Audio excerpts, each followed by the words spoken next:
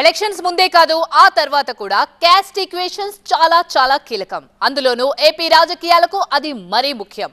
ఓడిన వారిని గెలిచేలా, గెలిచిన వారిని మళ్లీ నిలబెట్టేలా చేసేది ఇలాంటి సమీకరణాలే. మరి అలాంటి ప్రయత్నాలు ఉన్నారట ఏపీ మాజీ deputy CM Alla Nani.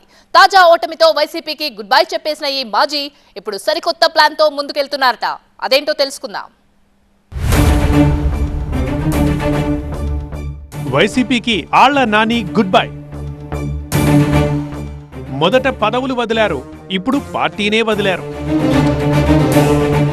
Party ఆఫీస్ని కూడా తొలగించడం దేనికి సంకేతం? ప్రయారిటీ లేదనే ఆళ్ల పక్కకు తప్పుకున్నారా? ఏలూరు జిల్లాలో భారీ ఓటమితో కుదేలైన వైసీపీకి దెబ్బ మీద దెబ్బ తగులుతోంది. మొన్నటికి మొన్న పార్టీ జిల్లాధ్యక్ష బాధ్యతల నుంచి, నియోజకవర్గ ఇన్ఛార్జ్ పదవి నుంచి తప్పుకున్న ఆళ్ల నాని తాజాగా పార్టీ సభ్యత్వానికి కూడా రాజీనామా చేయడం జిల్లా రాజకీయాల్లో చర్చనీయాంశంగా మారింది. అసలు ఆళ్ల నాని మనసులో ఏముందన్న ముచ్చట హాట్ టాపిక్ గా మారింది.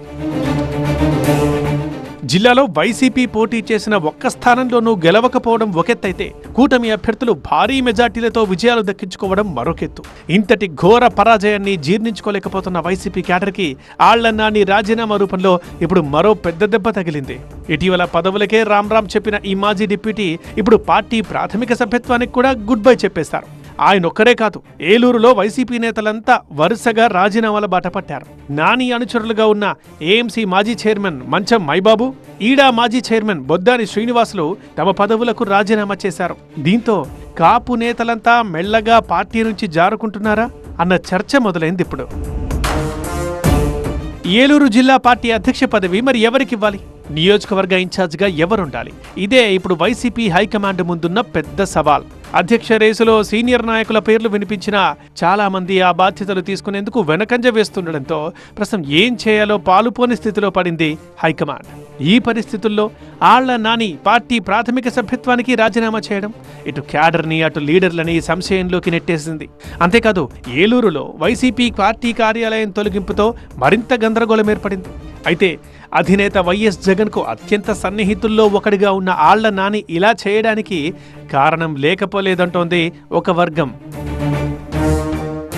పార్టీ కోసం ఎంతో కష్టపడ్డ తాను కీలకమైన పదవులకు రాజీనామా చేస్తే అధిష్టానం కనీసం సంప్రదింపులు కూడా జరపలేదని ఆళ్ల నాని ఆవేదన చెందినట్లు చెబుతున్నారు. ఎంత చేసినా ఆయనకు ఇవ్వాల్సిన ప్రయారిటీ ఇవ్వడం లేదని, అందుకే వారం తిరగకుండానే పార్టీ ప్రాథమిక సభ్యత్వానికి కూడా నాని రాజీనామా చేశారనే ప్రచారం ఇప్పుడు ఏలూరులో జోరుగా జరుగుతోంది.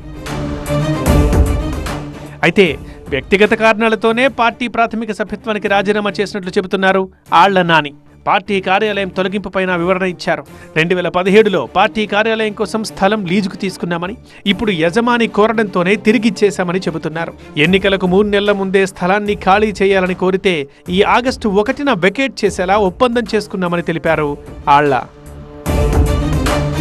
ప్రస్తుతం ఏలూరులో కొత్త ప్రచారం చక్కర్లు కొడుతోంది. తన కుమారుడిని 2029 ఎన్నికలలో ఏలూరు నుంచి పోటీ చేయించేందుకు ఆళ్ల నాని సన్నాహాలు చేస్తున్నారట. ఘోరంగా ఓడిన వైసీపీలో కొనసాగితే తన కుమారుడి భవిష్యత్తు అగమ్యగోచరంగా ఉంటుందని భావించి మెల్లగా జనసేనలోకి పంపించే ప్రయత్నాలు చేస్తున్నారట. వచ్చే ఎన్నికల్లో జనసేన నుంచే కొడుకుని పోటీకి దింపాలని చూస్తున్నారట. నాని వేస్తోన్న అడుగులు చూస్తుంటే ఈ ప్రచారానికి బలం చేకూరుస్తున్నట్లుగానే ఉంది.